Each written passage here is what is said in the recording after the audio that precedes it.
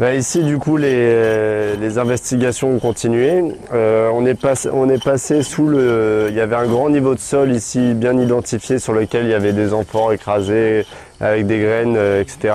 Donc on est passé sous le niveau de sol. On a réussi à identifier toute une autre série de niveaux d'occupation.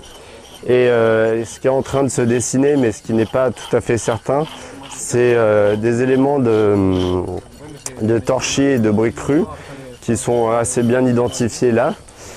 Donc qu'on voit tout là le long, qui part de la berme est et qui semblerait faire un arc de cercle. Bon, ça vaut ce que ça vaut, mais on verra. Et avec ici, voilà, tous des éléments rubéfiés, un petit peu en élévation. Et donc on a vraiment une différence entre ce qui est à l'extérieur, où on a des niveaux peut-être de circulation avec des céramiques à plat, des galets, etc. Et à ce qu'il y a plutôt à l'intérieur, avec un gravier assez dense, beaucoup plus compact, plus induré, qu'on retrouve un petit peu ici. Voilà. Ensuite, on a donc, en dégageant ces différents niveaux de circulation, on a pu identifier une fosse charbonneuse. En réalité une double fosse, une première fosse d'environ 1,20 m de diamètre qu'on retrouve ici, qui est en train d'être relevée en coupe, et une plus petite fosse qui est venue percer cette seconde, donc qui était chargée d'éléments cendreux, avec de la faune et de la céramique. Jamais en connexion anatomique, enfin de la faune n'était jamais en connexion, mais c'était vraiment un rejet, un dépotoir.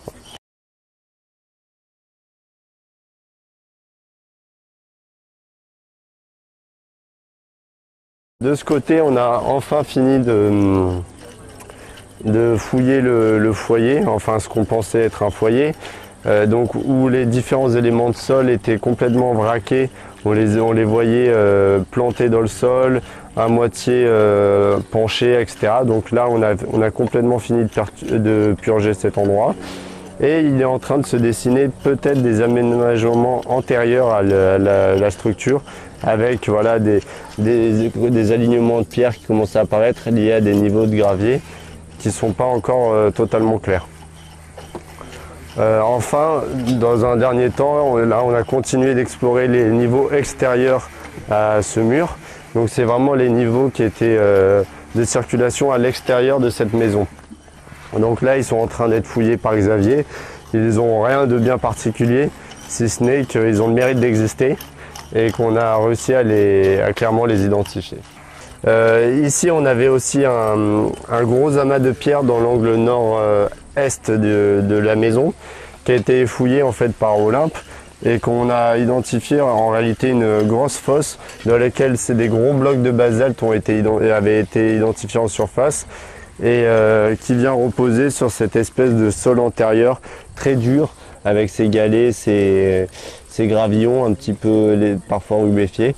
Donc encore une fosse qui vient en réalité percer la maison. Donc on a vraiment dans cette maison, on a au moins 3 grandes fosses qui sont venues entre celle-ci, celle-ci et celle-ci. On a vraiment 3 structures qui viennent complètement perturber l'occupation et donc finalement les niveaux de sol réels sont identifiés seulement dans la partie est de la maison.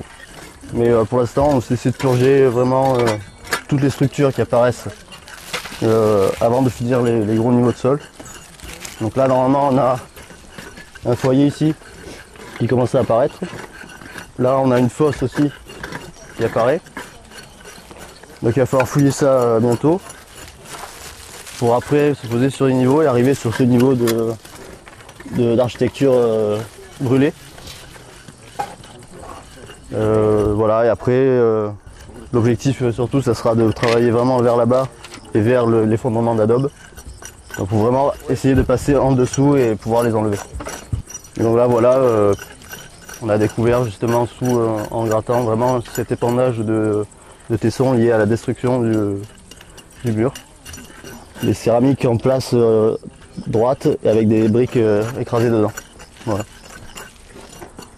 Hop là, ça va? Ouais. On voit un peu sur la dégâts de la pioche. Oui, parce que c'est déjà... Donc ici, ce qui s'est passé, c'est que au moment où on a débâché, où on a repris la fouille à cet endroit-là, On était encore sur des niveaux qui butaient contre l'UNF 41, donc ce bâtiment de gros blocs, et qui donc sont interprétés comme des niveaux de fonctionnement et de circulation à l'extérieur du bâtiment. Ces niveaux ont été fouillés, c'était des niveaux avec très peu de matériel, un peu comme de la terre tassée pour marcher après. Et à la fouille de ces niveaux, cet épandage de tessons a été dévoilé, qui n'est pas anodin du tout, puisque il intervient au même moment que les adobes qui sont là, qui sont interprétés comme un effondrement de mur. Et donc là, on est quelque part, bon, ce sera à préciser, mais en présence d'un événement probablement assez brutal qui a été figé par partiellement le feu et partiellement la démolition de tous les éléments alentours. Donc voilà, ça se manifeste par des tas de tessons à plat et on peut d'ores et déjà dire que certains recols sont fragmentés. Alors, on ne sait pas si les pots seront entiers, mais en tout cas, il y en a beaucoup, comme celui qui est là-bas ou le col d'amphore qu'on voit là, qui sont des éléments qui pourront être recollés. Quand on a des tessons qui sont écrasés, fragmentés les uns à côté des autres, c'est autant d'indices qui nous renseignent sur le fait qu'ils font partie du même vase. Donc voilà pour cet endroit-là. Après, ce qui est intéressant aussi au sud de l'UNF 41, c'est l'orientation que prennent les différents éléments suivant l'axe de circulation qu'on voit bien là-bas devant Mathieu, donc l'amas de galets, qui correspond à une voie de passage ou une place. Les deux hypothèses sont encore possibles. Mais tout l'habitat, en tout cas toute la partie habitat, à l'est, a l'air de suivre cette orientation-là. Donc on le voit avec les quelques petits galets alignés qui sont là. La lumière est mauvaise là, mais bon, on distingue quelques endroits plus charbonneux le long de ces galets qui sont probablement aussi des éléments parallèles à cet axe de circulation. L'amas de galets qui se trouve juste devant l'UNF 41. Et encore les tessons qui, bon voilà, avec un peu d'imagination, suivent une limite nord-ouest-sud-est pour s'étendre ensuite vers l'est. A priori, on arrive sur des horizons plus anciens que l'occupation du gros bâtiment. C'est-à-dire que les couches sur lesquelles reposent ces tessons passeraient sous le mur, donc leur serait plus ancienne, et c'est pour ça qu'on travaille avec Quentin et Valentin là au nord du bâtiment pour essayer de faire le lien avec ce qui se passe au sud. Ah oui, alors il est là il y a le col de l'amphore, là c'est voilà, si on rentre dans les descriptions céramique pure et dure. Donc voilà, là on a le col d'amphore ici. Une urne en céramique non tournée. Je ne sais pas si tu le vois de là où t'es, mais avec des petits décors de chevrons sur la panse. Voilà, ces petits décors légèrement incisés en forme de chevron sur la panse. Donc le col d'amphore. Et puis des tas de tessons qui semblent être de l'amphore ibérique, mais à laver et à déterminer ensuite. Là on a le départ d'une anse. Donc voilà, il y aura probablement de beaux puzzles à réaliser en post-fouille. Et celle-ci, on verra en descendant, puisqu'elle est bien ancrée dans le sol encore. Donc c'est un élément de panse. Alors je ne sais pas ce que c'est peut-être de l'amphore étrusque. Oui, donc on a vraiment des briques écrasées qui font partie de ça, mais on voit qui apparaissent maintenant un peu plus loin. Et donc vraiment, on a vraiment les gros modules de briques avec les décors justement digités. On voit. Là, là, il y en a un gros. Voilà. Et voilà, ça fait toujours partie de ce coup de destruction, de démolition. Donc là, ici, ce qu'on avait déjà observé l'année dernière, c'est un mur qui fonctionne avec les foyers qui sont là, donc il y en a au moins 2. Une petite lentille de gravillon à côté, probablement une fosse. Mais en tout cas, ça se précise cette année puisque après l'utilisation de ces foyers et l'occupation de ce bâtiment, une couche d'incendie est venue recouvrir et figer un petit peu l'occupation de ce bâtiment. Donc là, on se concentre sur cette couche de cendre, justement cette couche d'incendie, pour dévoiler le niveau de sol avec lequel fonctionnaient ces foyers. Donc là, il y en a un tout petit qui est comparable à une petite plaque foyère. En revanche, là, on est en présence d'un foyer aménagé.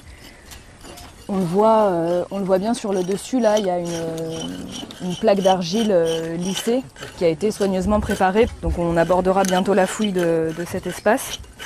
Et parmi les choses intéressantes aussi, ce petit objet qui paraît anodin au premier abord, mais qui est un objet travaillé. Donc en fait, il a été taillé de façon à lui donner une forme plus ou moins circulaire et percé.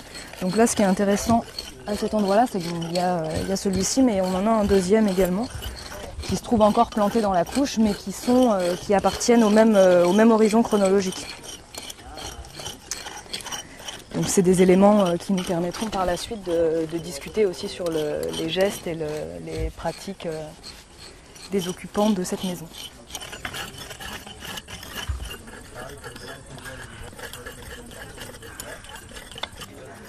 Dans le noir, comme ça, on a fait des liens stratigraphiques encore, dans des espaces. Vraiment, le galet à l'intérieur de l'habitation. C'est pavé à l'intérieur des maisons de la protection. Il y avait une aire de galets, comme ça. Ouais. Et ça fait une espèce de fondage, hein, quand même, avec... Oui, ça a l'air de... Ouais, mais voilà, on voit aussi là, tu vois, quand on circule, ne serait-ce que là-dessus, là, comment on l'abîme en fait. Donc là, on est sur un petit niveau de galet qu'on a dégagé dans la semaine, là, qui est sous les niveaux de remblai là, qui servent à niveler toute cette zone là.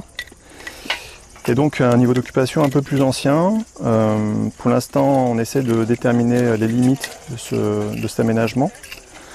On ne sait pas encore si on est sur un espace ouvert, de type rue par exemple, de type petite place, ou bien si on est cet aménagement qui était circonscrit à l'intérieur d'un bâtiment.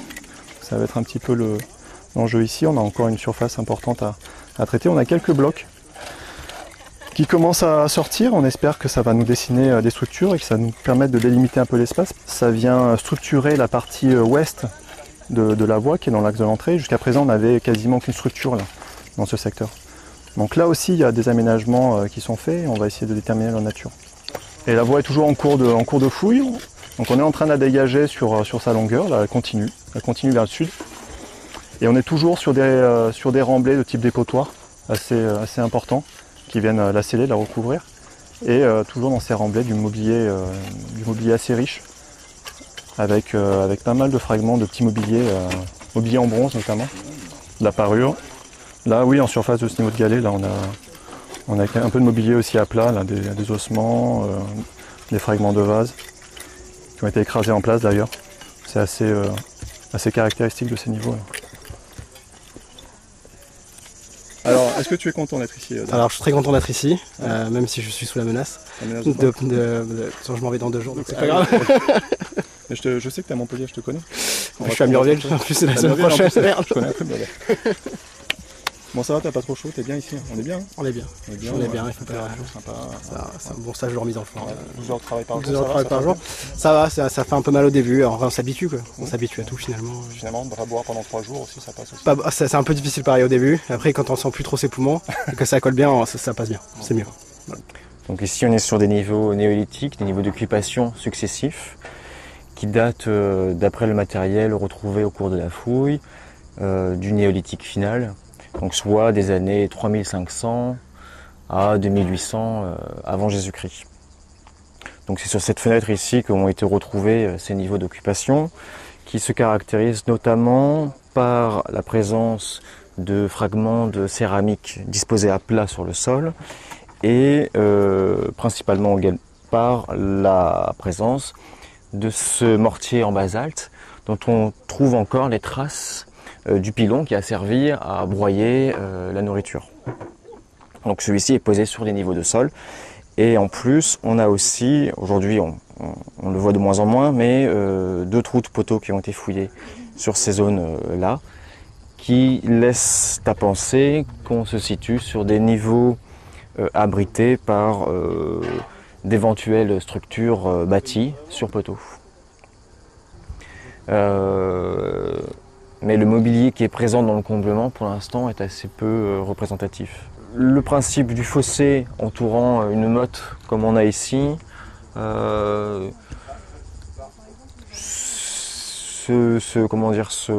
présente plutôt comme un profil au moins du Haut Moyen-Âge. Donc le matériel qu'on a pour l'instant, il est romain dans le comblement du fossé. Mais ça reste quand même assez peu probable que ce soit d'époque romaine. D'autant plus qu'il vient vraiment percer des niveaux romains du 1er siècle, voire 2e siècle avant Jésus-Christ, notamment ce bassin-là, hein, qui lui est pour l'instant daté de la transition, voilà, 2e, 1er siècle avant Jésus-Christ. Voilà. Vous voyez le sédiment qui est ocre avec beaucoup de galets, hein, on voit en face. C'est vraiment c'est le sol naturel, géologique. C'est la roche, hein, naturelle finalement. Et en fait, tant qu'on n'est pas ça sur toute la paroi du fossé, c'est qu'on n'est pas encore dedans. Et surtout, on retrouve encore du limon qui est venu combler le fossé. Et dans ce limon-là, il y a encore un peu de céramique, donc c'est forcément anthropique. Donc c'est qu'on suit vraiment le profil, hein, du fossé. Et, donc on continue à descendre, ouais, au fur et à mesure. C'est ce qui reste du mur qui bordait le fossé. Okay. On voit que le creusement du fossé commence ici. Il descend. Et sur les bords intérieurs, en haut du fossé, on avait une enceinte avec une base en pierre qui se poursuit ici. Et une élévation probablement en matériaux périssables, en bois. Donc voilà, donc on a une structure défensive avec un fossé et une enceinte qui vient border le fossé et qui entoure la motte. Ouais, c'est un rebord de bassin, on ne comprend pas bien comment ça fonctionne encore, c'est vraiment étrange.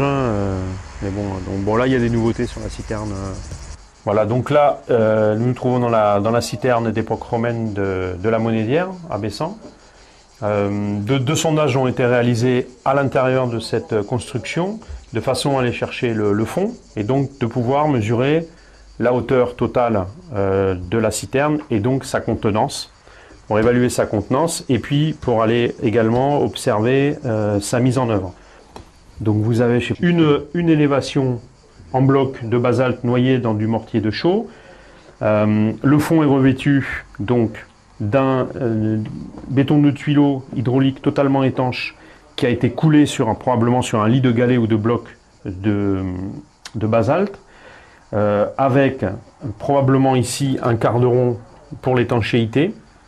Ensuite, on a un revêtement hydraulique qui devait recouvrir le mur. Et ensuite, la moitié supérieure est constituée donc d'une voûte en briques, enfin en tuiles, plus exactement, fragments de tuiles, liés au mortier de chaux. Et on voit très très bien les vestiges du revêtement hydraulique d'époque romaine. Voilà. Alors, cet ouvrage y pose un certain nombre de problèmes. Parce que, évidemment, il y a des remaniements. Hein. Cette citerne, elle est là depuis probablement, on va dire, presque un peu moins de 2000 ans. Et donc, elle a une vie assez complexe. C'est d'abord, il faut le dire, c'est la seule citerne conservée en élévation avec son plafond dans tout le sud de la Gaule. Il y a très peu d'exemplaires de citernes intégralement conservées. Il y en a en Italie, en Espagne, mais donc ça, c'est ce qu'on appelle un unicum. C'est vraiment exceptionnel. Mais la contrepartie de cette conservation exceptionnelle, c'est qu'elle a subi des remaniements, soit pour donc changer, réparer ou aménager de nouvelles structures, soit pour carrément changer la destination de cet ouvrage qui à la base est une réserve d'eau. Hein. Une réserve d'eau qui est destinée à alimenter un établissement romain qui se trouve en contrebas, que nous avons découvert au milieu des années 1990 lors de prospection de surface avec le club archéologique de Montagnac. Et donc cette occupation d'époque romaine qui n'était pas connue auparavant. Il porte un nom, ce que vous avez découvert. Ben, c'est la Monédière, on l'a appelée la Monédière. C'est loin C'est juste en bas du plateau là, dans la vigne, ça se trouve. Il y a également une occupation de la fin de l'âge du fer. C'est en quelque sorte une extension de l'occupation du plateau, mais qui est très intéressante parce que elle a livré en prospection du mobilier très bien conservé, d'un très bon état. Énormément de mobilier, il y a du néolithique final, il y a du premier âge du fer, du second âge du fer, grosse occupation 1er siècle avant Jésus-Christ, et puis encore du Haut Empire jusqu'à la fin de l'Antiquité probablement. Donc cette citerne-là, elle a été installée pour alimenter probablement des thermes, un bâtiment thermal qui se trouve en bas, dont on a retrouvé des témoignages, des fragments de tubuli d'Hippocauste, qui sont des conduits destinés à chauffer les parois des édifices thermaux. Mais elle pose un certain nombre de questions. Elle alimentait donc ces thermes, mais pour le moment on ne sait pas par quel dispositif. On devrait avoir une prise d'eau dans la partie basse, donc probablement à l'angle qui se trouve là-bas, à l'angle ouest, sud-ouest. Donc on verra ça quand la citerne sera vidée. Et puis donc elle a également la principale question, c'est comment était-elle alimentée? On n'arrive pas à le déterminer. Les sondages qu'on a fait autour montrent qu'il n'y a pas de bâtiments qui sont accolés à cette citerne. On aurait pu penser qu'autour de cette citerne se développaient des constructions d'époque romaine, dont les toitures, par un système de gouttières, donc envoyaient l'eau vers cette citerne, et en particulier vers cet orifice qui se trouvait exactement dans l'axe là. Ça c'est un orifice probablement antique, ici qui a été bouché postérieurement, on le voit très bien, hein, on voit qu'il y a une interruption dans la voûte. Ici. Donc on ne sait pas comment elle a été alimentée, on ne sait pas par quel dispositif elle alimentait le site d'époque romaine qui se trouve en contrebas. Et donc autant de questions qu'il faudra aborder. Bon, pour le moment, il s'agissait de faire un diagnostic de cet édifice, de sa mise en œuvre, éventuellement de sa chronologie, et puis de son histoire. Donc c'est un premier travail préliminaire. Il va falloir développer plus avant son étude, notamment en engageant une étude du bâti qui soit extrêmement fine. Et ensuite, on entreprendra donc un relevé un peu plus méthodique de tout l'intérieur, à la fois des plaques conservées d'enduit hydraulique, mais également donc tous les percements postérieurs, dont celui-ci là, avec ce bouchage en fait, ici. On va regarder aussi ce bouchage-là, et on voit également que toute l'arrière de la citerne a été probablement reconstruit. Et comme l'avant d'ailleurs, hein, il y a eu des modifications apportées aux deux extrémités est et ouest, si bien qu'on va pouvoir reconstituer son histoire. Mais on pressent que les deux orifices qui ont été dégagés là et là-bas, hein, on voit deux orifices dans l'axe, donc dans l'intrados, au sommet de l'intrados de la voûte d'époque romaine, on voit un orifice, et puis là-bas à l'extrémité sur le flanc, on voit un autre orifice. Et il y en a également un ici, derrière nous. Sur le flanc. Voilà. Et donc, ces orifices ont l'air contemporains du toit de la citerne. Sauf que le toit de la citerne n'est peut-être pas antique. C'est-à-dire que l'enduit d'étanchéité qui se trouve à la surface du toit de la citerne pourrait être médiéval, voire moderne. Et donc, ça pourrait correspondre à un état intermédiaire de la citerne avant le percement de cette porte. Voilà. Alors, est-ce qu'à ce moment-là, la citerne était encore totalement en eau? Comment elle fonctionnait? À quel site elle servait? Bon, on sait, grâce à la découverte du grand fossé là-bas, qui a été mis au jour l'année dernière par Alexandre Bellier, on sait qu'il y a une occupation qui est probablement médiévale sur ce site, qui a peut-être un rapport avec le château de Saint-Laurent de Touroul, qui n'est pas très très loin.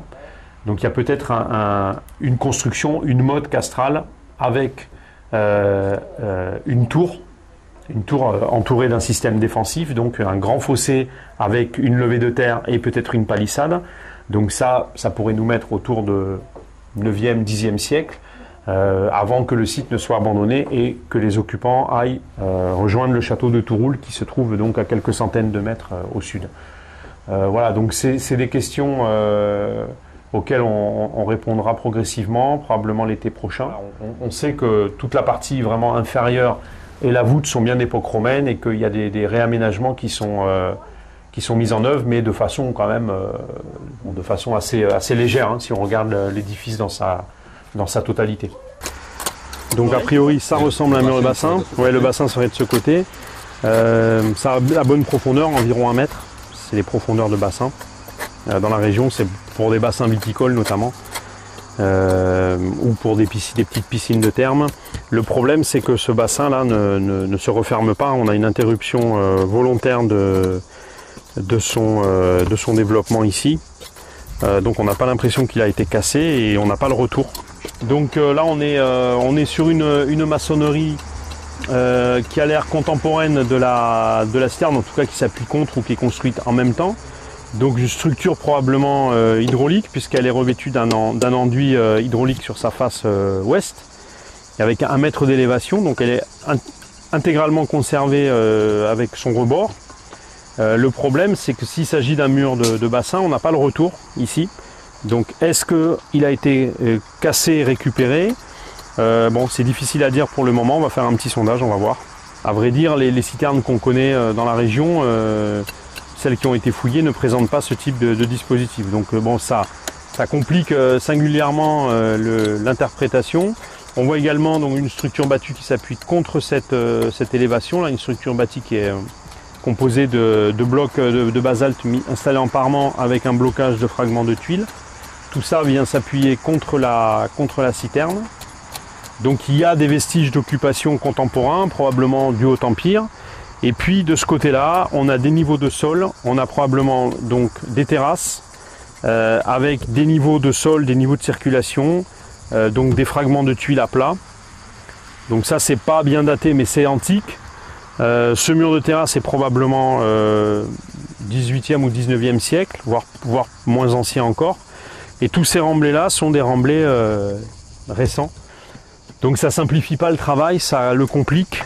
Et puis en plus, dans le niveau inférieur, là on a encore un niveau de circulation qui est beaucoup plus bas que celui-ci et qui semble pouvoir être daté. Là, au pied de Jordan, on a des choses, on voit des choses, et qui pour le moment pourraient être datées de l'Antiquité tardive, qui ont été donc amenées et qui recouvrent des vestiges antiques.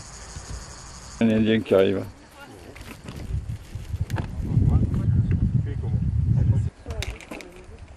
Joli ça. Sympa, hein, donc fibule en arbalète. Elle est magnifique. Hein. On appelle en arbalète parce qu'on a le ressort, les spires là, qui sont très longues par rapport à la longueur de la broche. Donc là il manque juste l'arc. Là on a l'ardillon, la broche. Il manque juste l'arc là qui venait avec son petit aménagement, le porte-ardillon qui permettait de faire reposer la broche. Mais super bien conservé. Hein. Non, Mais l'angulation il en échappe. Mais si il en échappe. Super bien conservé. Non, la bourse sur l'aqueduc. 6e, 5e siècle. 5e siècle avant Jésus-Christ.